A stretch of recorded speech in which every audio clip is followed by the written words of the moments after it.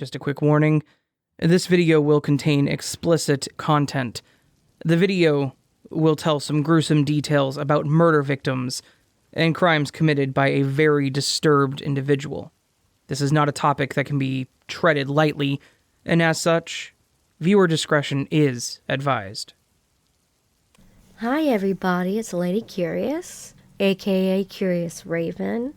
This is my second channel that I have moved all of my true crime, mysterious, conspiracy theories. I do want to get into those. Please like and subscribe, or head on over to my second channel and subscribe. This might be the last of my true crime on my regular channel. This will be posted on both channels.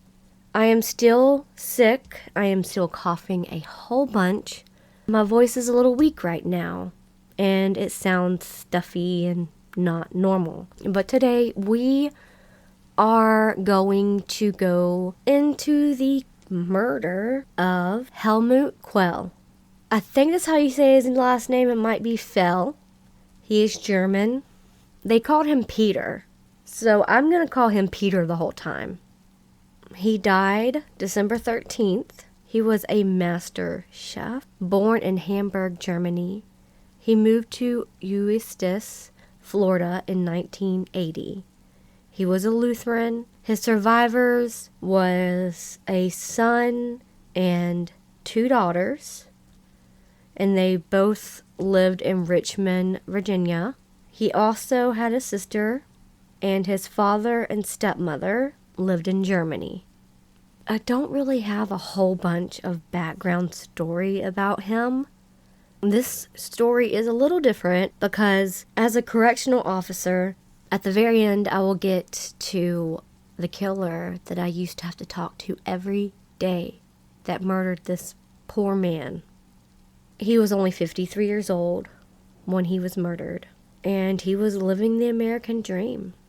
The first murderer was named Guygamble, and the second murderer was named Michael Love. Now, they lived in Florida in kind of like this townhouse, but it was like 3 or 4 apartments into one house. So each level was a different apartment. And Peter was Michael and Guy's landlord. So they rented from him. It took a while for them to realize that this was premeditated murder.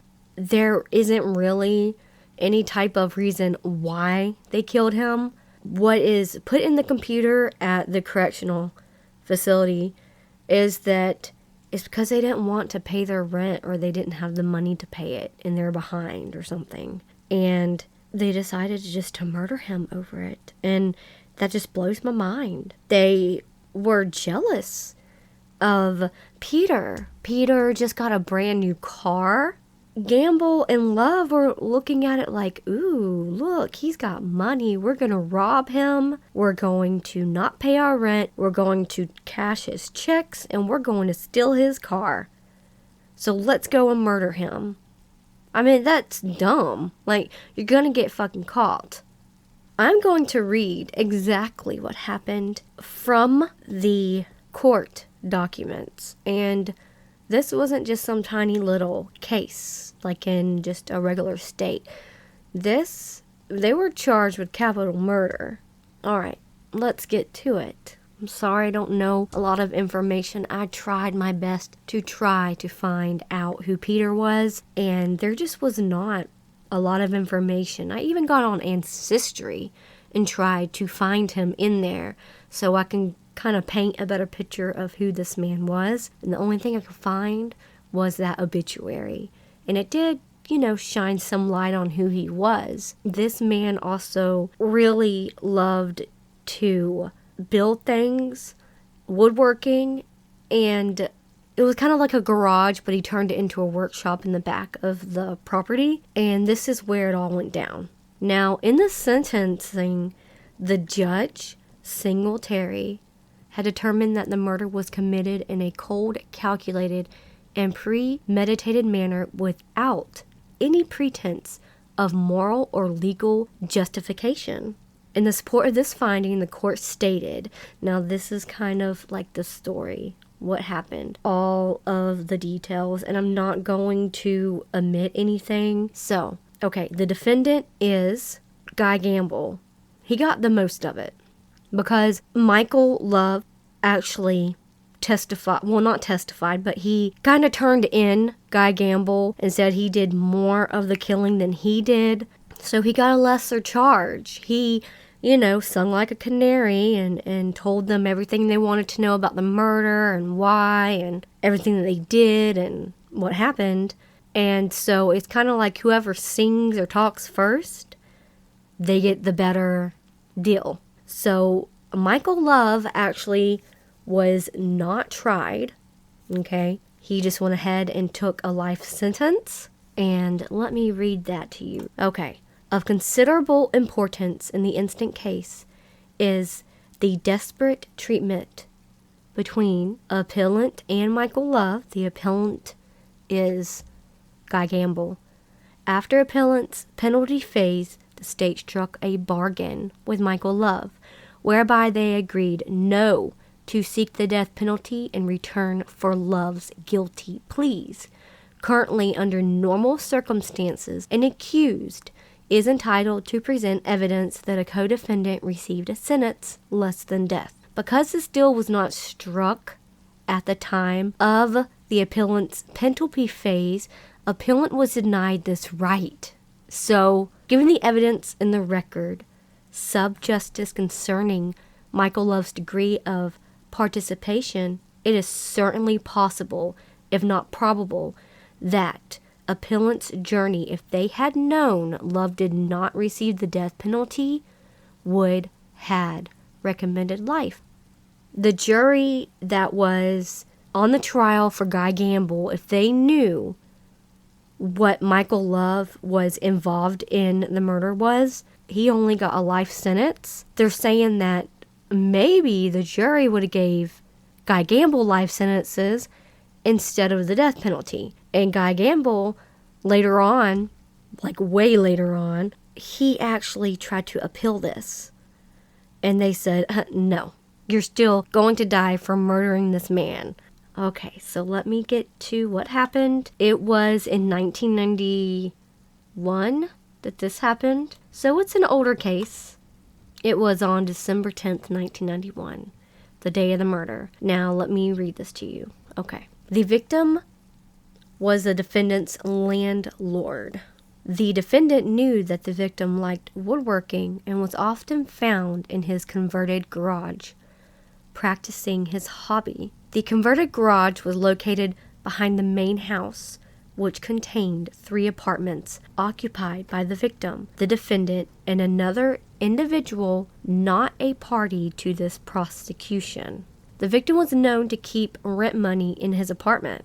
Now, remember, the victim is Peter, the landlord, and had an almost new automobile. Approximately 6 days before the murder, the defendant told his girlfriend that he planned to take out the victim and take his car. The defendant's statement, taken after the murder and introduced at trial by the state, indicated that the defendant only intended to rob the victim and render him unconscious. However, the evidence contradicts the defendant's statement.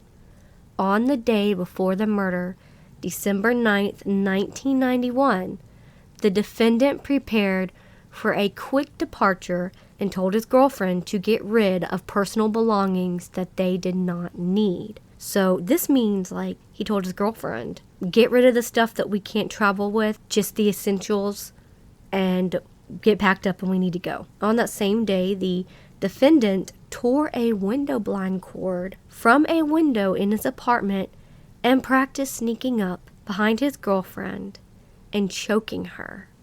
Like practicing, like acting like she was going to be the landlord and he was going to come up behind her and choke her with the cord. She was seated and pretended to be writing a receipt like the landlord would do. That evening, the defendant continued to play cat's cradle with the window cord. On December 10th, 1991, the day of the murder. The defendant and his co-defendant, Michael Love, picked up their paychecks at Winn-Dixie and returned to the defendant's apartment. The victim was woodworking in his converted garage behind the apartments. The defendant retrieved the window cord and went to the garage with his accomplice. They entered on the pretense that they wished to pay their rent and wanted a receipt for payment. The victim left the garage, went to his apartment to get a receipt, and returned to the garage to fill it out. While the victim was getting the receipt from his apartment, the defendant located a claw hammer and positioned it for easy accessibility. When the victim returned, he turned towards his work table to make out the receipt. At that moment, the defendant struck the victim with the claw hammer. The bloodstain pattern expert testified that the victim was struck at least 3 times before he hit the floor.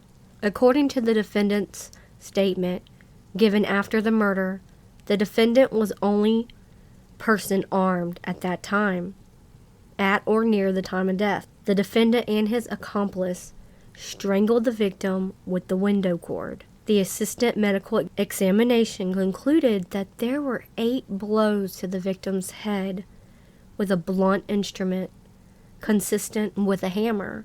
Any single blow was with such force that it could have been the fatal blow.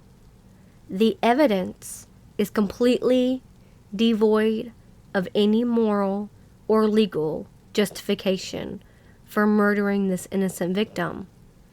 This aggravating factor was proven beyond to the exclusion of every reasonable doubt.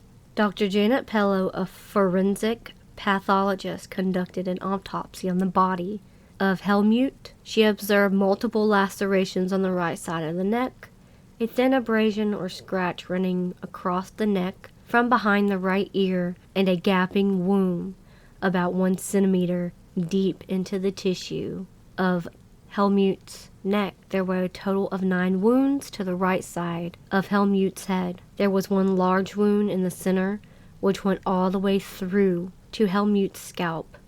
There were also skull fractures underneath the wound and brain tissue coming out of it. Helmut also had a small laceration in the area of his left eyebrow, which was consistent with having fallen onto the concrete. Dr. Pello's opinion was that since there was very little bleeding around the neck wound, that it must have been inflicted either near death or after death. The cause of death was blunt head injury due to multiple blows to the head with a neck injury as a contributing factor.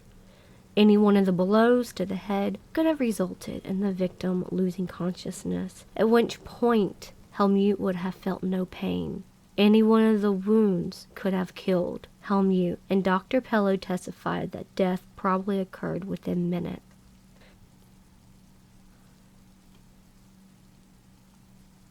Gamble told Love that there was no reason to choke Peter since he was already unconscious and urged him just to leave him. This is what happened after the murder. Love gave Gamble the hammer and rope and told him to dispose of them. Gamble wrapped the items up in a newspaper and left them on the floor of the garage. Love picked up another hammer and again hit Peter. To me, that's just overkill, and it's so freaking sad. Love then went through Peter's pockets, taking his wallet and his car keys.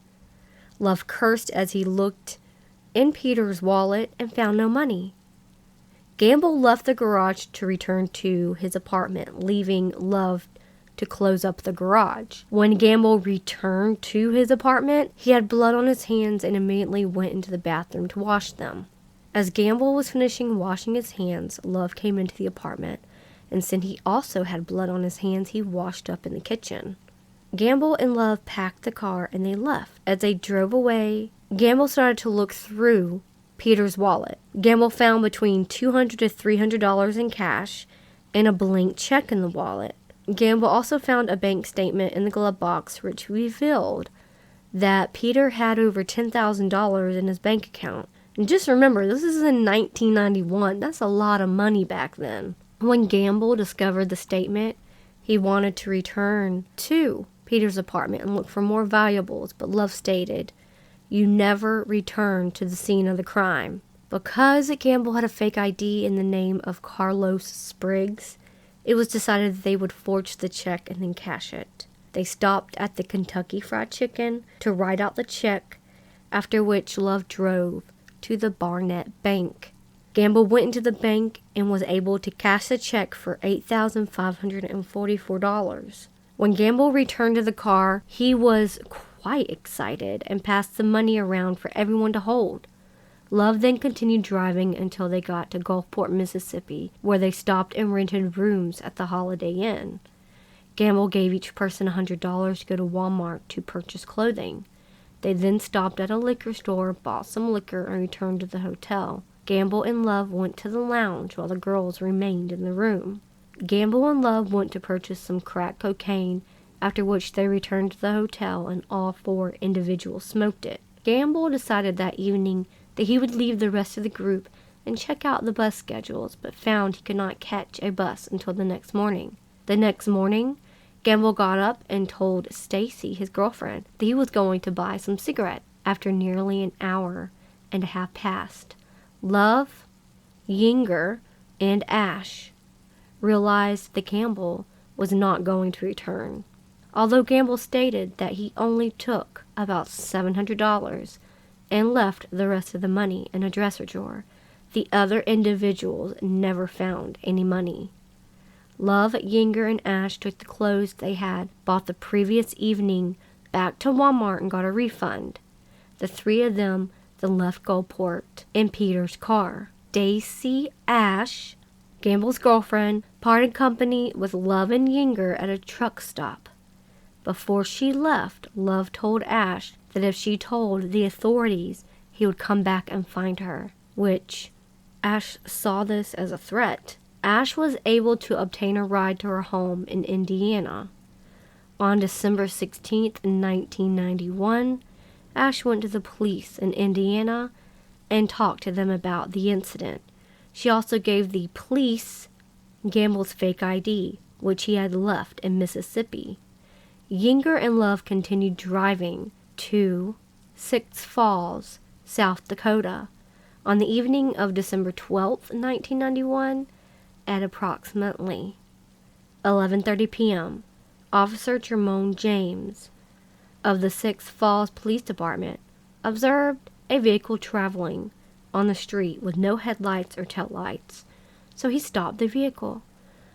When Officer James noticed an odor of intoxicants on the driver, he placed the driver in his police vehicle and ran a warrants check. The driver identified himself as Michael Love. When the dispatcher was unable to confirm whether there were any warrants, Officer James gave Love a warning ticket for driving with no headlights or taillights, told Love to park the vehicle and to walk over to a nearby hotel where he could sleep off his drunk.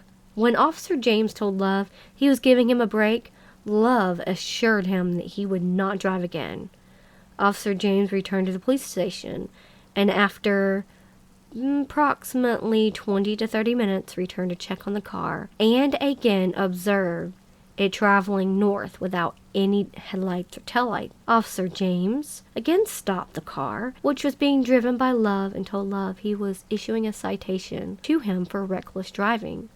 As Officer James waited for a warrants check, Love told him that there may be an outstanding warrant for burglary, but that he had actually straightened it out with the state attorney's office. The warrants check revealed an outstanding warrant, and Love was arrested. Later, the car, which was driven by Love, was determined to be stolen. Officer Harry Dormis of the Eustis Police Department received a teletype from the Six Falls Police Department at 3 a.m. on the morning of December 13th, 1991. Officer Dormis was instructed to go to Peter's house to meet with him concerning a vehicle registered to him which had been seized in Six Falls, South Dakota. Officer Dormis knocked on the door and got a response from Brian Mahoney, who lived in the downstairs apartment. Officer Dermis explained to Mahoney that he had needed to contact Peter. Mahoney showed him access to Peter's apartment through his apartment. Officer Dermis entered Peter's apartment and found everything to be in order, but that Peter was not there. Officer Dermis observed a note on the table to Peter from a Jackie Mayberry stating that she was concerned and that he should call her immediately. Officer Dermis then checked the back shed area but found that both doors were locked. He also checked the downstairs rear apartment, which appeared vacant. Officer Dermis took an address book from Peter's apartment and later contacted Peter's daughter to see if she knew where he was located. Later that morning, Officer Dermis returned to Peter's residence and again checked the shed area. When he looked in a window in the rear, Dermis observed 2 legs from the knees down.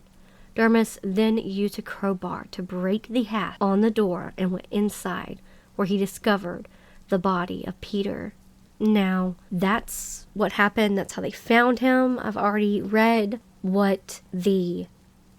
Now, this is a woman, Sandra Thompson, a maid at the Holiday Inn in Gulfport, Mississippi, testified December 11th she was cleaning the rooms and found 2 bags of clothing, which apparently the occupants had left, and she dated the bags and turned them over to housekeeping, where they would be kept for 90 days in the event that someone requested their return. After Officer Loughman FL of the Hairston County Sheriff's Department in Mississippi, she requested from the Eustis Police Department, went to the Holiday Inn in Gulfport and received 2 bags of clothing from the manager. After photographing the clothing, Officer O'Bannon shipped them to Eustis.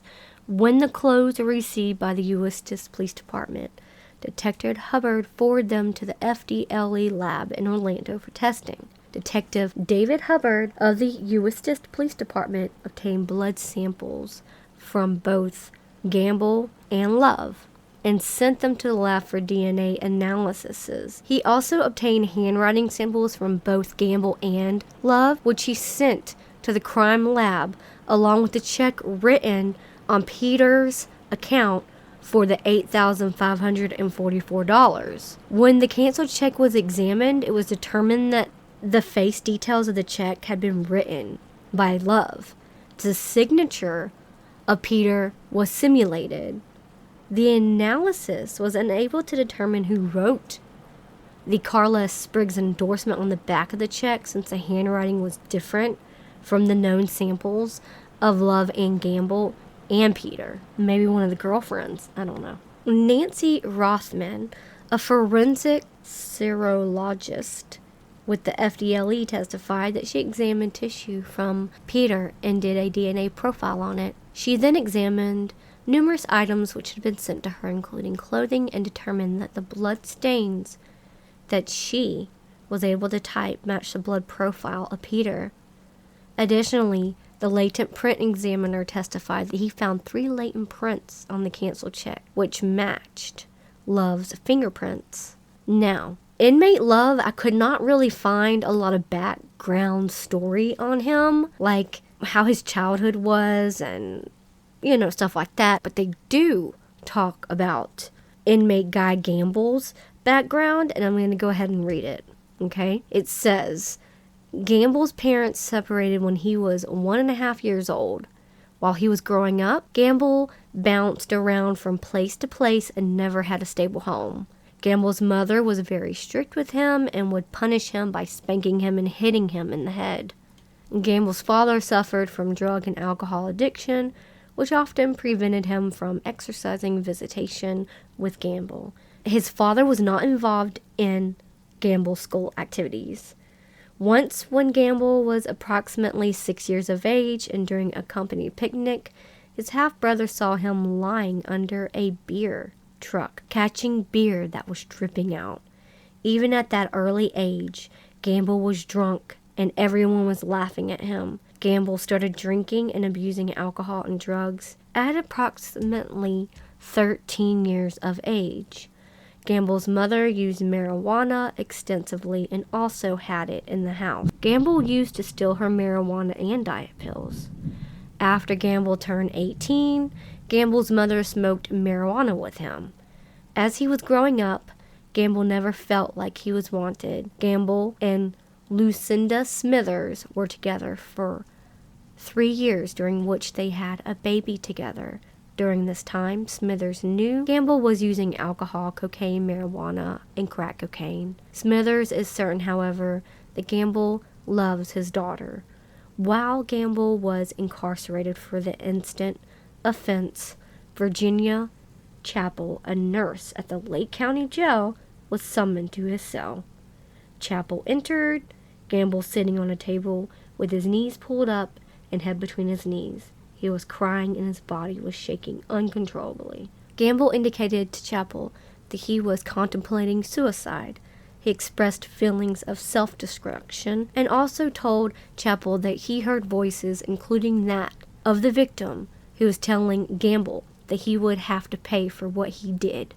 Since Gamble was already on medication, Chappell contacted the psychiatrist and got approval to increase the dosage. Dr. Lowell Cunningham testified that he saw Gamble while he was in Lake County Jail and observed significant depressive symptoms. Dr. Cunningham prescribed antidepressants for Gamble in an attempt to elevate his mood and to assist him in sleeping. Dr. Cunningham felt that Gamble was suffering from clinical depression and also prescribed a tranquilizer for him.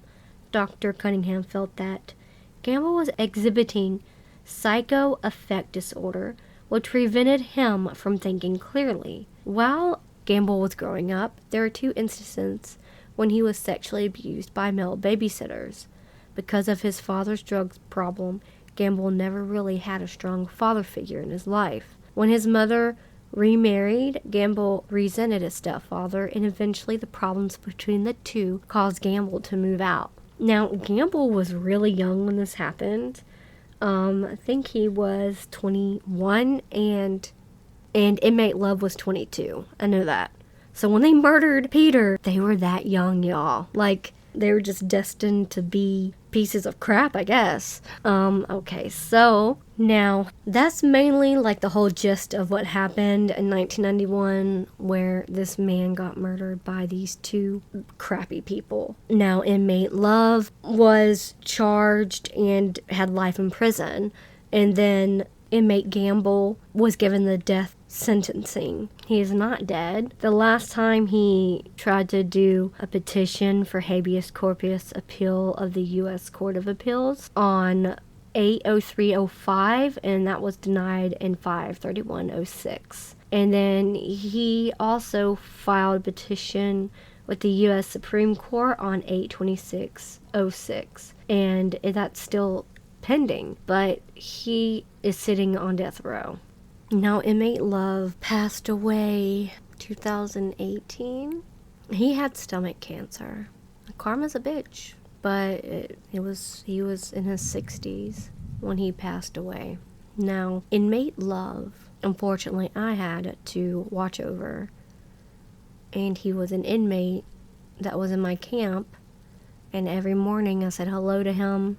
And I want to tell y'all something. Monsters do not present themselves as monsters. He was always very respectful and very nice. So, I don't know if prison changed his tune, but he's still a murderer. Guygamble, I have never met him. He's somewhere up north, in Florida, with the feds. Inmate Love really loved to clean. His room was always bleached and cleaned, and that was something that he loved to do. He never gave me any problems. He was what they would call a outstanding inmate, I guess, if you would want to say. He talked about the weather, talked about what was going on in the prison, and when I found out what he did, it disgusted me. Yes, it's hard. It's hard not to look up the inmates to see what they did, because we're told to not have any bias opinions about what they did. Treat all of them like they're murderers and do your job. Make sure they don't escape. Also, Inmate Love told me that the reason why they did that to his landlord was because he said the truth was the landlord raped Guy Gamble's girlfriend and they were getting him back. I looked at him and said, no, that's bullcrap, you're lying. He said, no, that's the real reason. And he's a murderer, so he's a liar. You know what I'm saying? And so I didn't believe him. I just thought it was interesting. And I wanted to share that. I don't think that Peter would do that. He seemed like an honorable man.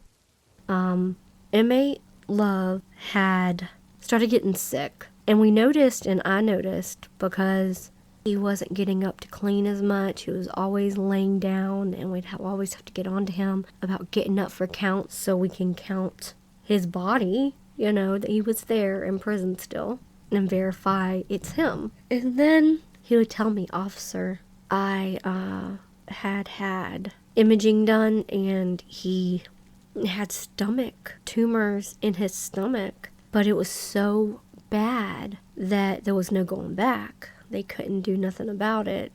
So he just had to die very slowly. But to be honest, it's called karma. You know, he took a life and God took his life. And that's how I feel about it.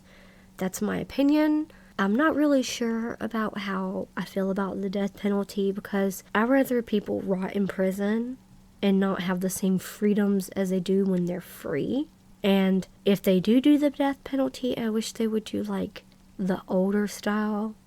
Like I feel like they should get killed how the victim was killed, how they killed their victim. They should get the exact same thing done to them to feel exactly what that victim went through. I really hope y'all have a very good day. And please go over to my other channel, Curious Raven. I do a lot of paranormal stories and true Reddit encounters like Let's Not Meet and things like that. And go subscribe over there as well. If you have any stories that you would like me to tell, any suggestions of like any murders or weird disappearances or even any paranormal stories or true weird encounters that you want me to maybe read on my channel, please, you can contact me on Instagram. That goes directly to my phone. So that's like the top way to contact me. Also, you can go to curiousraven87@gmail.com and you can write me there. And that goes directly to my phone as well. And I check that every day. So, and if you just want to say hello or what's up, hey, I love to talk to y'all. So, you know, also, you can leave a comment down below. So, I love y'all. I'm sorry that my voice sounds so horrible. I feel like, you know, I'm getting over COVID. That's what I had. My smell has came back and so has my taste, so I'm so happy about that. But also, please do not write anything mean about any of the people that were in this case, especially Peter. My heart goes out to his family that they lost him, especially his daughters, his son, and just survivors. You never know. They might be listening to this and they might read the comments of this. So please be nice and sweet. And if you're not, I'm just going to delete your comment. So, alright, y'all. Love y'all so much. I'll see you on the next one.